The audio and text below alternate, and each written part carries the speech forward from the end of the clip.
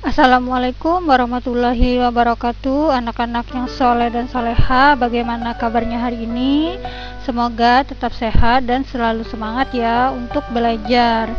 Nah, pada kesempatan kali ini kita akan mempelajari tema 1, muatan pembelajaran bahasa Indonesia dengan materi menentukan ide pokok pada sebuah paragraf.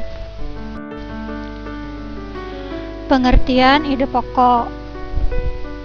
Ide pokok adalah gagasan yang menjadi dasar pengembangan sebuah paragraf. Ide pokok sama dengan gagasan utama, gagasan pokok, atau pokok pikiran utama. Dalam satu paragraf hanya ada satu ide pokok. Ide pokok terdapat dalam kalimat utama.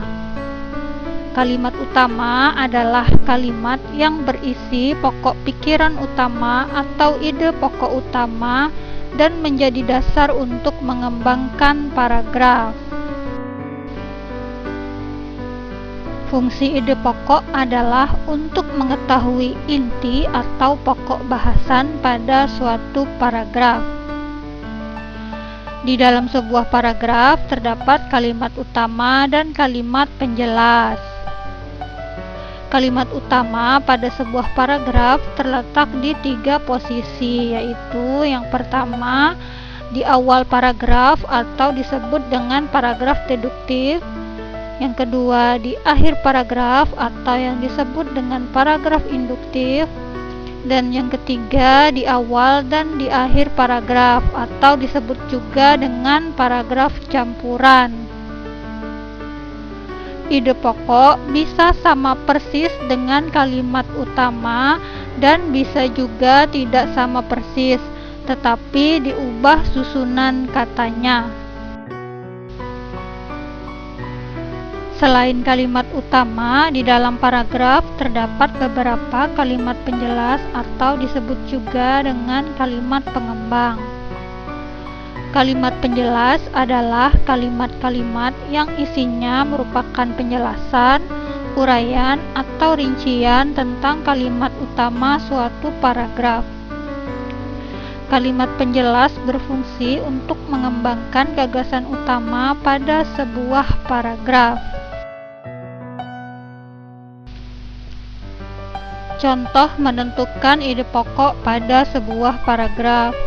Nah, perhatikan ini contoh yang pertama, ada sebuah paragraf, yaitu buah kedondong memiliki berbagai manfaat. Buah ini bisa dijadikan bahan rujak yang lezat. Buah ini juga bisa dijadikan manisan. Buah yang rasanya masam ini juga bisa dijadikan obat batuk dengan cara makan daging buahnya yang sudah dicolek atau dilumuri kecap. Nah, dari paragraf tersebut kita akan menentukan kalimat utama. Kalimat utamanya yaitu buah kedondong memiliki berbagai manfaat. Nah, kalimat utama ini juga bisa dijadikan sebagai ide pokok. Nah, ide pokoknya yaitu buah kedondong memiliki berbagai manfaat. Atau bisa juga ide pokoknya berupa kedondong memiliki berbagai manfaat. Nah, kenapa ini bisa dijadikan sebagai ide pokok? Karena kalimat penjelasnya berisi tentang berbagai macam manfaat dari buah kedondong. Contoh kedua yaitu Indonesia memiliki kekayaan alam yang melimpah. Kekayaan alam tersebut terdiri dari kekayaan alam yang bersumber dari darat, laut, dan dari dalam perut bumi.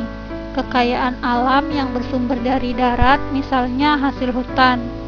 Sedangkan kekayaan alam yang bersumber dari laut misalnya ikan, rumput laut, dan mutiara.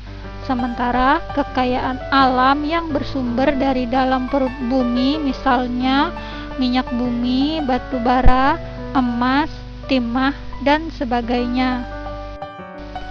Nah, dari paragraf tersebut kita dapat menentukan kalimat utamanya yang berada di awal paragraf, yaitu Indonesia memiliki kekayaan alam yang melimpah. Nah, kalimat utama ini juga bisa dijadikan sebagai ide pokok. Ide pokoknya yaitu Indonesia memiliki kekayaan alam yang melimpah. Atau bisa juga ide pokoknya yaitu kekayaan alam Indonesia sangat melimpah. Nah, adapun kesimpulan untuk pembelajaran kita pada hari ini yaitu dalam sebuah paragraf hanya terdapat satu ide pokok. Ide pokok terdapat pada kalimat utama. Ide pokok tidak harus sama persis dengan kalimat utama. Demikianlah untuk pembelajaran kita pada hari ini. Kurang dan lebihnya mohon maaf. Wassalamualaikum warahmatullahi wabarakatuh.